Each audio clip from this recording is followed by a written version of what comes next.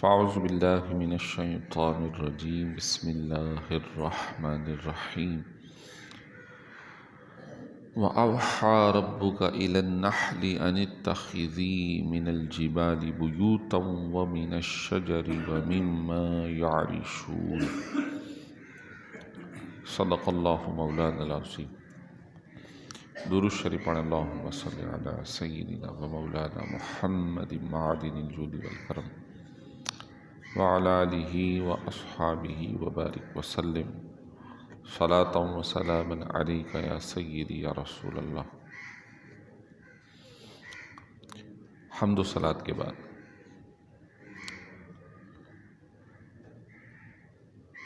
تفسیر قرآن کا سلسلہ ہمارا مسلسل جاری ہے۔ سورہ نحل کی آیت نمبر 67 مکمل ہو گئی تھی۔ آج ہم 68 سے انشاءاللہ اس کو شروع کریں گے۔ تفسیر سے پہلے ایک دو مسائل۔ جب نماز میں کھڑے ہوں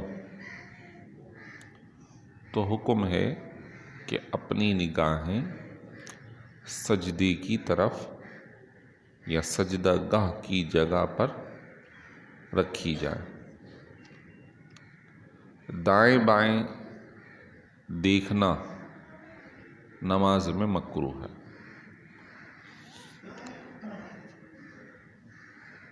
لیکن بہرحال نماز رہے گی اور کراہت آ جائے گی۔ لیکن اگر دیکھتے ہوئے سینہ بھی پھر گیا تو پھر نماز چلی جائے گی، کیونکہ قبلہ رو ہونا فرض ہے۔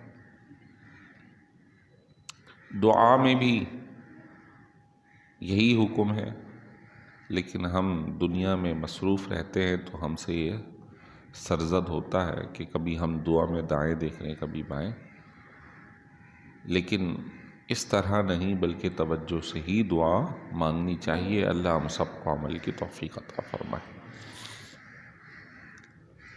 تو بعض لوگوں کو دیکھا گیا خصوصاً نماز میں ادھر ادھر دیکھتے ہیں، تو اس سے پرہیز ضروری ہے۔ ہاں، اگر خانہ کعبہ میں نماز پڑھنے کی اللہ توفیق عطا فرمائے تو ایسی صورت میں حکم یہ ہے کہ کعبۃ اللہ کو دیکھ کر نماز پڑھی جائے۔ اب نیچے نہیں دیکھنا ہے، اب اللہ کے گھر کو دیکھ کر نماز پڑھنی ہے۔ کہ اصل تو خانہ کعبہ کی طرف نگاہ ہی ہے، لیکن کیونکہ اس وقت ہمارے پیش نظر نہیں ہے تو ہم قبلہ رو چہرہ کر کے اور اپنی نگاہوں کو نیچے جھکا کے نماز ادا کرتے ہیں۔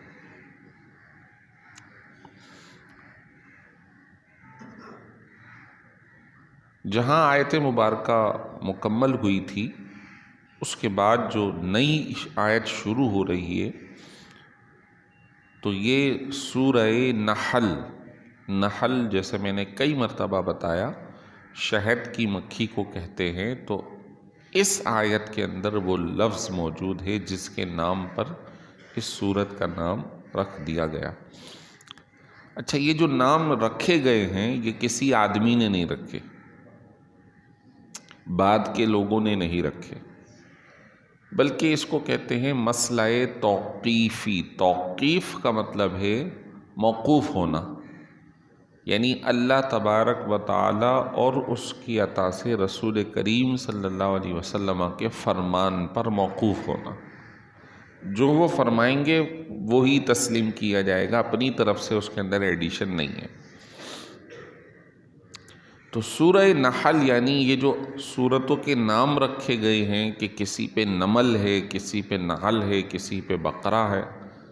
بظاہر بقرہ گائے کو کہتے ہیں، نحل جو ہے وہ شہد کی مکھی کو کہتے ہیں، نمل چیونٹی کو کہتے ہیں۔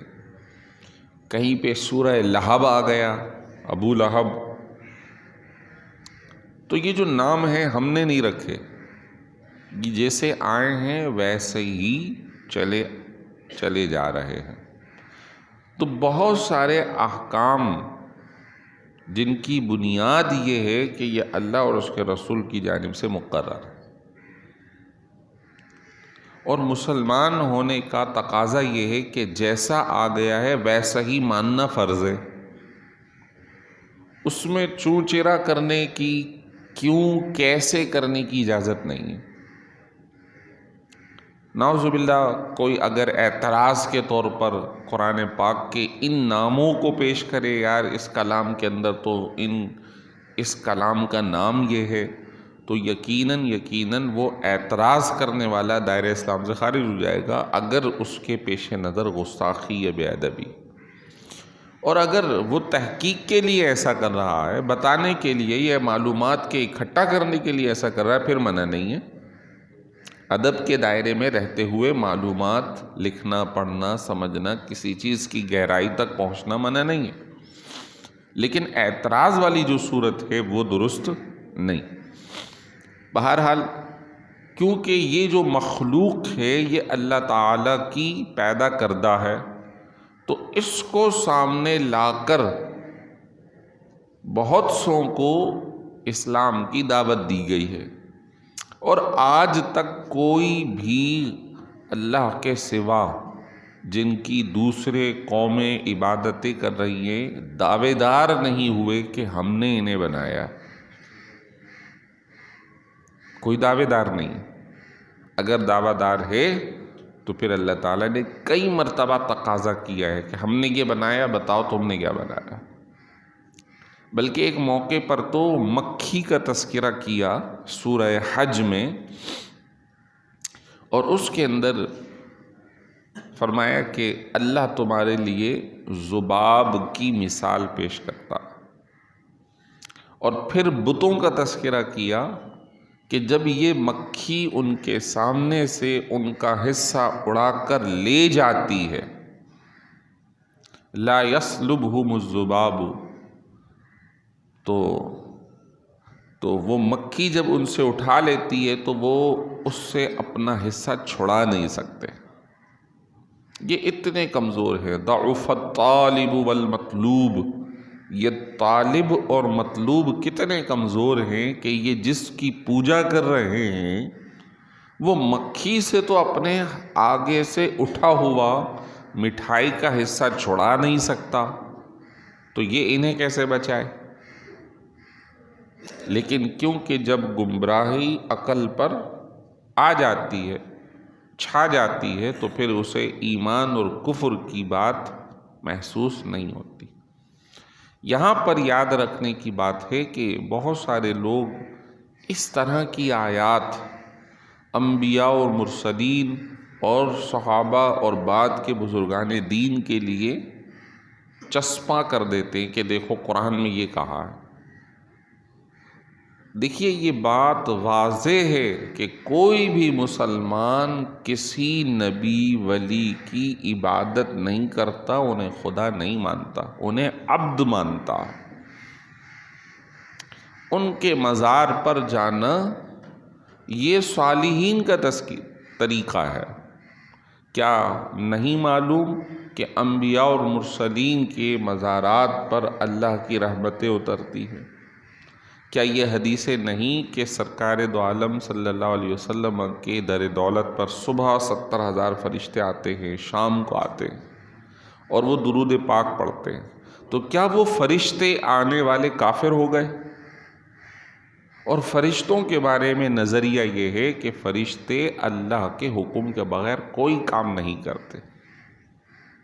تو معلوم یہ ہوا کہ جتنے بھی لوگ ہیں جو انبیاء اور مرسلین یا بزرگوں کے مزارات پہ جاتے ہیں وہ عبادت کی غرض نہیں ہے۔ اگر یہی بات ہوئی تو پھر سرکار دو عالم صلی اللہ علیہ وسلم کا یہ فرمانا، من حج ولم یزرنی فقد جفانی، جس نے حج کیا اور میری زیارت کو نہیں آیا اس نے مجھ سے بے وفائی کی ہے، مجھ سے جفا کی ہے۔ تو حضور تو طلب فرما رہے ہیں۔ تو یہ مسئلہ الگ ہے اور کفریات کا مسئلہ الگ ہے۔ یہ غلط فہمی میں لوگ ادھر سے ادھر ملاتے ہیں، اور حضرت عمر فاروق کے صاحبزادے جو کہ خود بھی صحابی ہے، حضرت عبداللہ ابن عمر، بخاری شریف میں یہ فرمان موجود ہے، فرمایا کان یراہم شرار خلق اللہ۔ حضرت عبداللہ ابن عمر کہتے تھے کہ مخلوق میں سے برے ہیں وہ لوگ، بدترین ہیں وہ لوگ جو بتوں پر، کفر پر آیتیں اترنے والی تھی ان کو مسلمانوں پر چسپاں کیا کرتے ہیں، یہ بدترین لوگ ہیں، نعوذ باللہ من ذالک۔ بہرحال بتانا مقصود یہ ہے کہ یہ ساری اللہ کی مخلوق اور اس میں سے ایک شہد کی مکھی۔ اب سنیے فرمایا کیا، وَأَوْحَى رَبُّكَ إِلَى النَّحْلِ، تمہارے رب نے شہد کی مکھی کو یہ الہام فرمایا، یعنی اس کے دل میں ڈالا، أَنِ اتَّخِذِي مِنَ الْجِبَالِ بُيُوتًا، کہ وہ پہاڑوں پر اپنا گھر بنا لے، وَمِنَ الشَّجَرِ، اور درختوں پر بنا لے، وَمِمَّا يَعْرِشُونَ، اور جو لوگوں کے گھروں پر اونچے چھپرے ہیں اس پر بنا لے۔ یہاں پہ وحی کا لفظ اترا ہے۔ وحی تو انبیاء مرسلین پر آتی ہے، جبکہ آیت میں یہ ہے کہ ہم نے وحی کی شہد کی مکھی پر۔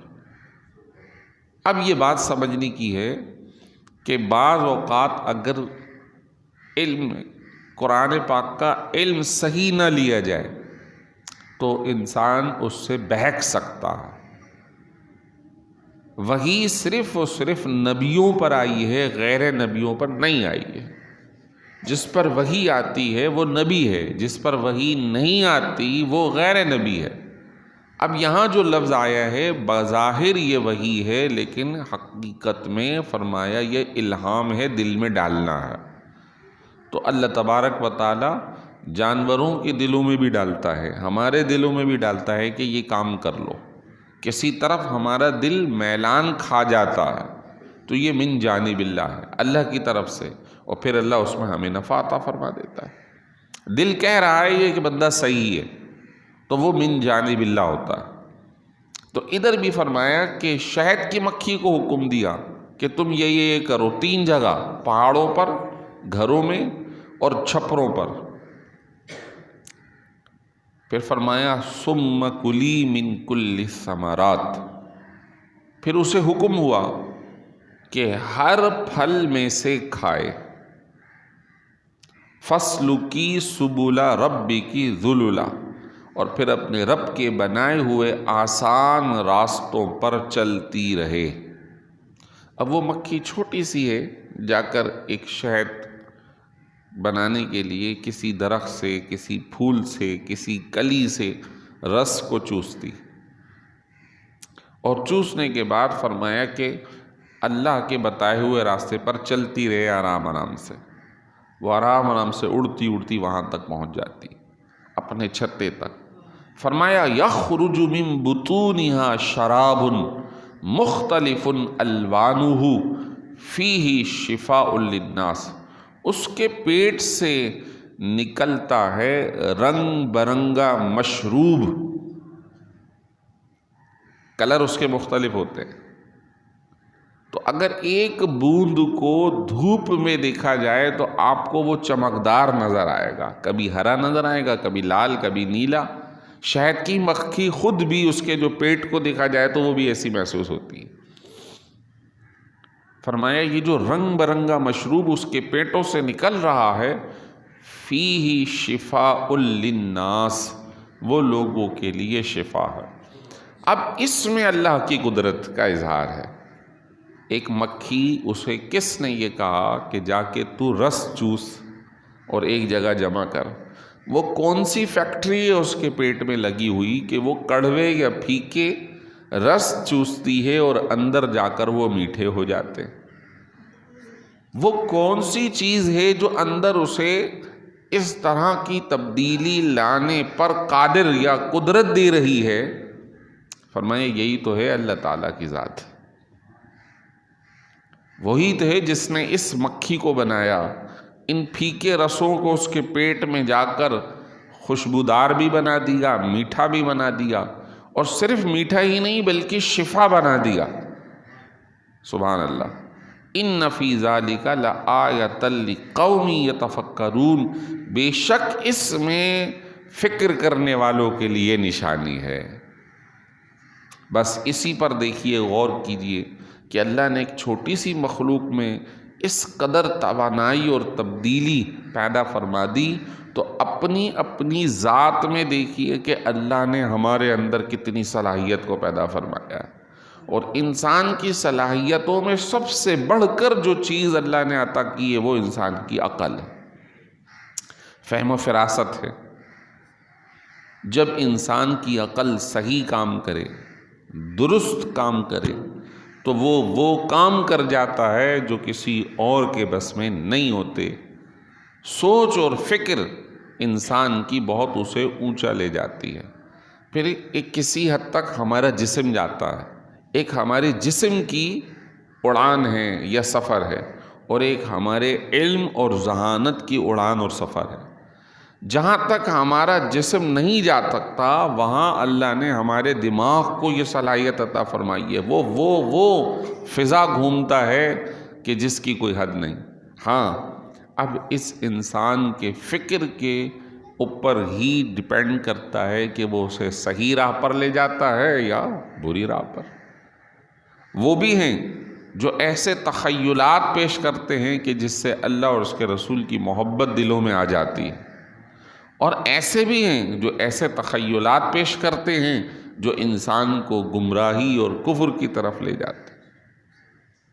ایک سورت ہے 19ویں پارے میں جس کو سورۃ الشعراء کہا گیا، شاعر کی جمع ہے. فرمایا یہ جو شاعر ہیں اکثر گمراہ ہیں، اکثر گمراہ ہیں. کیوں؟ یہ تخیلات کے اندر اس وادی میں ایک سفر کرتے ہیں جس میں جانا اللہ نے منع فرمایا.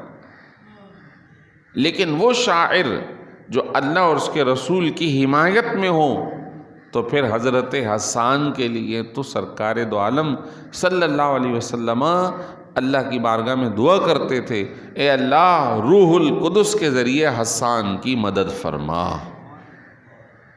روح القدس کے ذریعے حسان کی مدد فرما. فرمایا واللہ خلقکم ثم یتوفاکم. اللہ کی ذات کو جاننا چاہتے ہو تو سنو، اللہ وہ ہے جس نے تمہیں زندگی دی، تمہیں تخلیق کیا، اور پھر وہی تمہیں موت دے گا، وہی تمہیں موت دے گا. اب بات سمجھنے کی ہے کہ جو لوگ جن بتوں کی یا جن غیر اللہ کی عبادت کر رہے ہیں، جیسے میں نے پہلے کہا، کسی بھی ہندو مذہب ہو، بدھ مذہب ہو یا دیگر مذاہب کے لوگ ہوں، کسی کا کوئی نظریہ نہیں کہ اس انسان کو اس بت نے بنایا یا اس انسان کو اس بت نے مارا. نہیں، اس کی پوجا پاٹ کرتے ہوئے مر جاتا ہے، لیکن کسی کے ذہن میں یہ نہیں ہے کہ یہ بت اس کو زندہ کر دے گا. یہ وہ حقائق ہیں جو سب کے سامنے آیا ہیں، لیکن جن کے آنکھوں پر، جن کے کانوں پر، جن کے دلوں پر پردے لگ گئے، تالے لگ گئے، پھر انہیں ہدایت یہ سیدھا راستہ نظر نہیں آتا. وہ گائے کو اپنی ماں مانتے ہیں، جب انہی کے ہم مذہب کہتے ہیں تو کیا بیل تمہارا باپ ہے، تو وہ غصہ کر جاتے. جب یہ تمہاری ماں ہے تو بیل تمہارا باپ ہے تو وہ غصہ کر جاتے ہیں، یہ کیا بات کرتے ہو. حقیقت تو یہی ہے کہ نہ یہ ماں ہے نہ یہ باپ ہے، یہ تو ایک مخلوق ہے. اللہ ہے جس نے تمہیں تخلیق کیا، اور اللہ ہی ہے جو تمہیں موت دے گا. اور سنو، منکم، تم میں سے تو کچھ ایسے ہیں، من یرد الی ارذل العمر، کہ جنہیں ایسی عمر کو پہنچا دیا جاتا ہے جو ناکارہ عمر ہے. ناکارہ عمر کیا ہے؟ یعنی انسان ایک ایسی عمر اور ایک ایسی زندگی تک چلا جاتا ہے جب اس کی عقل بھی کام کرنا چھوڑ دیتی. علماء نے پوچھا، دیکھا، آخر وہ کون سی عمر ہے، کتنی عمر ہے؟ کہا جب 75 سال کی عمر ہو جائے تو اکثر اور بیشتر لوگ اپنی عقل معاف کر جاتے ہیں. تو وہ کون ہے جس کی اس عمر میں بھی عقل صحیح سلامت رہے گی؟ کہا جو دیندار رہے، جو قرآن پڑھتا رہے، اللہ اس کی عمر آخری وقت تک بھی سلامت رکھتا ہے. اب چھوٹی سی مثال ہے، آپ نے سنا ہوگا کہ فلاں ڈاکٹر پاگل ہو گیا، لیکن کبھی یہ سنا ہے کہ فلاں عالم پاگل ہو گیا، اس کا دماغ چل گیا؟ نہیں.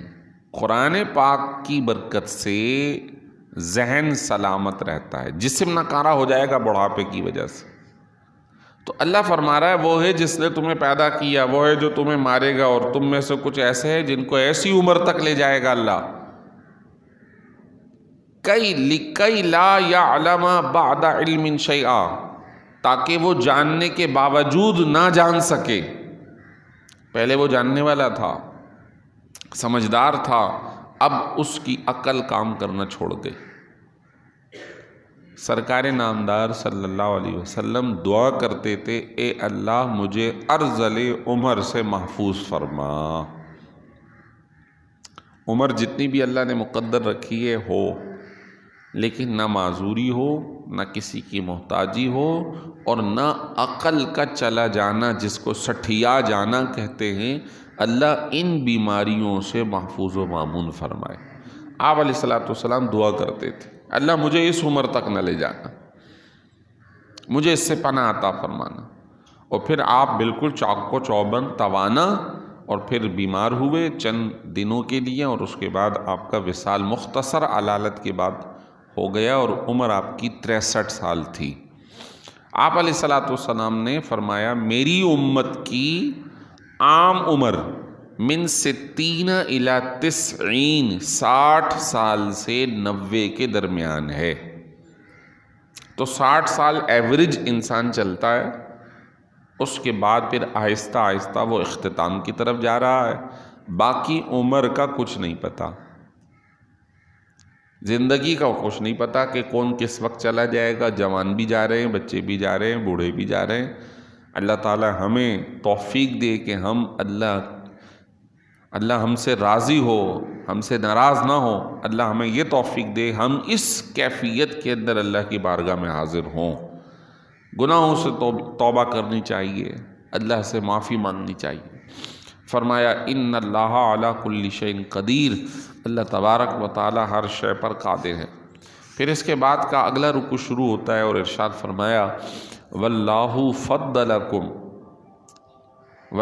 فضل بعضکم علی بعض فی الرزق فما الذین فضلوا براد رزقہم علی ما ملکت ایمانہم فہم فیہ سواء افبنعمت اللہ یجحدون. یہ ایک آیت ہے، اور ایک آیت جو ہے وہ اپیل کر رہی ہے، یعنی ذہنوں سے سوال کر رہی ہے. فرمایا اللہ وہ ہے جس نے تم میں سے بعض کو بعض پر مال میں فضیلت دی ہے. تو مکے کے لوگوں کو خصوصی سامنے رکھا جائے کہ جب آقا اور غلام ہوا کرتے تھے. غلام وہ ہے کہ جس کا اپنا کوئی مال نہیں، اپنی کوئی ملکیت نہیں، وہ کمائے، وہ خریدے تو بھی اس کا نہیں بنتا تھا، آقا کا بنتا تھا. اور آقا وہ ہوتا تھا جس کے پاس مال و دولت سب کچھ تھا. اللہ نے فرمایا اللہ وہ ہے جس نے تم میں سے بعض کو بعض پر فضیلت دی ہے مال میں. یہ آقا ہے، یہ غلام ہے، اس کی ملکیت ہے، یہ کنگال ہے. پھر فرمایا فَمَا الَّذِينَ فُضِّلُوا بِرَادِّ رِزْقِهِمْ عَلَى مَا مَلَكَتْ أَيْمَانُهُمْ، تو جن کو زیادہ مال دیا گیا ہے وہ اپنا مال اپنے غلاموں کو نہیں دیتے. فَهُمْ فِيهِ سَوَاءٌ، تاکہ وہ دونوں برابر ہو جائیں. افبنعمت اللہ یجحدون، تو کیا تم اللہ کی نعمتوں کا انکار کرو گے؟